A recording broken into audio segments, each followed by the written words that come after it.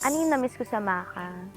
Maka, nung nagsimula yung show na 'to, talagang naramdaman ko kaagad yung pagmamahal ko dun sa show, dun sa characters.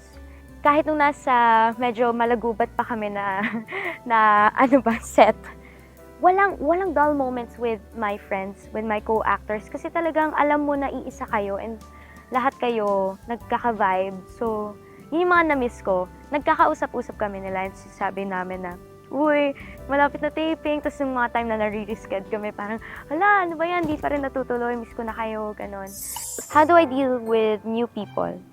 Medyo mahirap for me, lalo na kung wala kami masyadong common like things to share with. Kasi usually naman doon nagsa-start ba, "Uy, paborito mo din ba yung Japanese food?" Or paborito mong color, green, lagay gaya. Minsan ganun eh. Pero pag wala, pag seryoso, doon ako na-challenge.